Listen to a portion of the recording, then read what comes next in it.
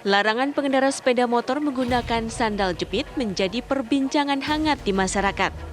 Pasalnya, kebiasaan ini sering dilakukan para pengendara terutama untuk perjalanan dekat, seperti belanja ke warung atau mengantar anak ke sekolah. Kebijakan ini sempat menuai pro dan kontra di kalangan masyarakat. Namun, kepolisian menyatakan ini sebatas imbauan untuk keselamatan berkendara. Imbauan itu disampaikan oleh Kepala Korps Lalu Lintas Polri, Irjen Pol Firman Santiabudi.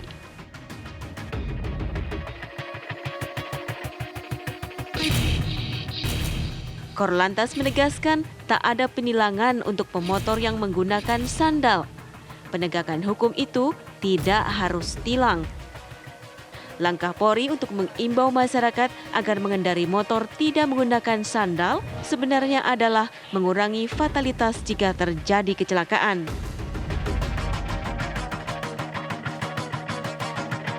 Lantas, bisakah imbauan Polri diindahkan masyarakat di tengah tanggapan miring menyoal imbauan penggunaan sandal jepit saat berkendara motor? Tim TV One mengabarkan.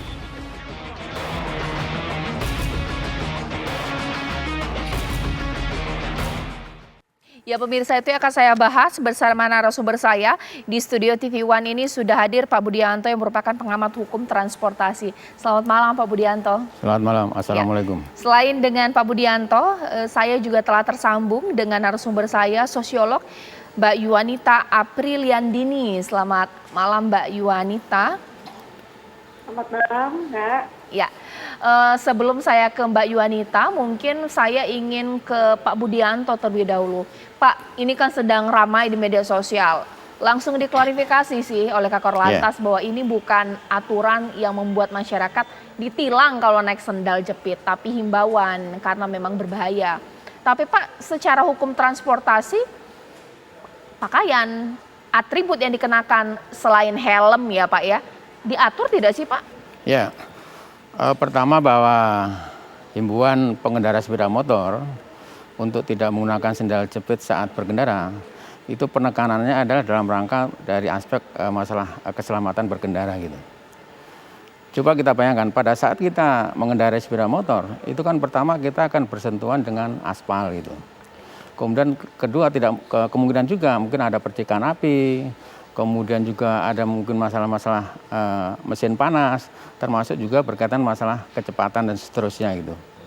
Nah, pada saat mungkin kaki kita mungkin tidak menggunakan sandal jepit, itu saya kira belum mampu memberikan suatu kenyamanan dan keselamatan yang maksimal. Coba kita bayangkan, seandainya kaki kita setengah terbuka, kemudian kena gesekan aspal atau mungkin kena percikan api dan sebagainya, itu kan nanti bisa mungkin mengelupas atau memelupuh dan sebagainya. Nah, ini tentunya akan berpengaruh kepada masalah menurunnya kemampuan pada saat mengendarai sepeda motor gitu. Padahal di dalam Undang-Undang Lalu Lintas dan Angkutan Jalan bahwa pada saat kita mengendarai kendaraan bermotor harus kita berkonsentrasi. Nah, konsentrasi sini dalam arti ini betul-betul dalam keadaan sehat, tidak sakit dan sebagainya.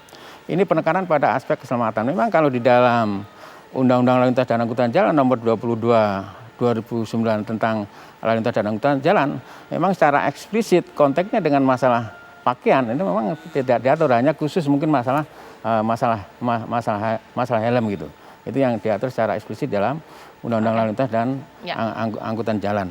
Kemudian kan sudah ada penekanan juga dari para pimpinan polisi Polantas bahwa ini sifatnya himbauan. Seandainya mungkin nanti ada pelanggaran, ya tidak ada suatu penegakan hukum yang bersifat represif justice menggunakan tilang. Gitu. Oke.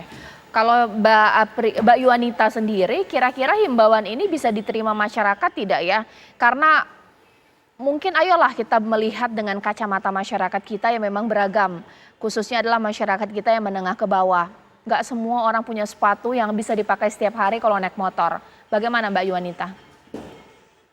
Ya, jadi memang kalau saya melihat ya, selain dari masyarakat yang beragam tadi, sebenarnya urgensi atau pentingnya dari himbauan ini ya, gitu. Kalau misalnya memang benar angka laka lantas yang tertinggi kendaraan roda 2, tapi mungkin polisi lupa bahwa angka lantas tertinggi sampai fatalitas itu ada di usia sebenarnya yang remaja. Jadi sebenarnya bukan masalah pengamanan oke lah, tetapi remaja ini ya yang usia 15 sampai 20 tahun ini gitu ya, yang memang banyak perilaku kebut-kebutan tadi gitu. Menurut saya itu lebih urgensi menata yang kebut-kebutan, yang misalnya usianya masih remaja, yang mungkin sebenarnya belum punya SIM tapi dia ada di jalanan gitu. Nah kalau itu sudah tertib gitu ya, mau menata nih masyarakat, nah mungkin baru ya kelengkapan yang lain. Karena saya lihat helm sendiri pun belum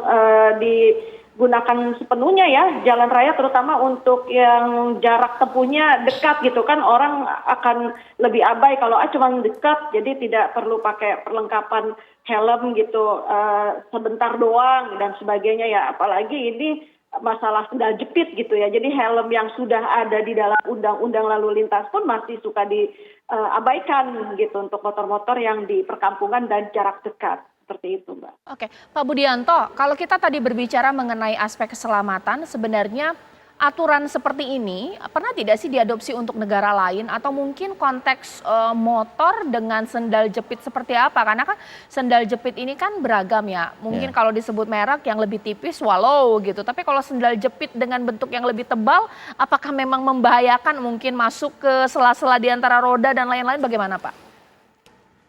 Konteksnya dengan masalah keselamatan saat berkendara gitu. Kalau kita berbicara menggunakan sendal jepit, itu kan masih terbuka gitu. Sehingga pada saat kita mungkin dihadapkan pada mesin motor yang panas, kemudian mungkin ada gesekan aspal, termasuk pada saat kita mengendarai sepeda motor, itu kan ada konteksnya juga masalah kecepatan. Nah, salah satu organ tubuh kaki itu juga dapat digunakan sebagai penyeimbang juga. Karena pada saat kecepatan tinggi, kan kita akan berhubungan dengan ngerem juga, rem. Nah, pada saat gitu, Pak, iya, pada saat kita mengendarai sepeda motor, kemudian kecepatan tinggi, kemudian pada saat ingin mengerem atau mengeseimbangkan daripada kendaraan bermotor, itu kan kaki bekerja untuk rem. Nah, pada saat kita menggunakan sendal, itu kan licin, bisa terpeleset, kemudian bisa berpotensi kepada masalah-masalah kecelakaan lalu lintas. Data kecelakaan lintas yang ada khususnya di Polda Metro Jaya pada saat mungkin saya dinas gitu, itu dari 5.000 sampai 6.000 kecelakaan setiap tahun, itu 60% sampai 62% itu melibatkan sepeda motor, baik itu sebagai pelaku maupun kendara, maupun korban gitu. Jadi seandainya mungkin ada himbauan, kemudian ada pro dan kontra, itu wajar. Ini merupakan suatu bentuk dinamika masyarakat. Karena di dalam Undang-Undang Lalu Lintas dan Angkutan Jalan di pasal 256 itu juga diatur juga bagaimana partisipasi peran masyarakat untuk keikutsertaan dalam rangka untuk penyelenggaraan masalah-masalah lalu lintas dan angkutan jalan. Tapi yang jelas bahwa penekanan konteksnya dengan himbauan untuk tidak menggunakan sendal jepit adalah dari aspek keselamatan. Walaupun tadi kita sampaikan dari aspek yuridis memang belum ada pasal yang mengatur larangan pada saat mengendarakan sepeda motor menggunakan sendal jepit. Baik, nanti Pak Budianto itu akan saya tanya kepada masyarakat. Oke lah, kalau ada manfaat yang sebenarnya dibalik aturan tersebut yang saat ini sudah jadi memes ya pemirsa, jadi bahan bercandaan. Sudah banyak orang jual sepatu buat mereka yang kalau naik motor ini harus punya sepatu, nggak boleh pakai sendal jepit lagi. Intinya masyarakat mau nggak ya diatur pakai sepatu kalau naik motor ataukah tidak? Sesaat lagi saya akan tanya kepada masyarakat usai jeda berikut.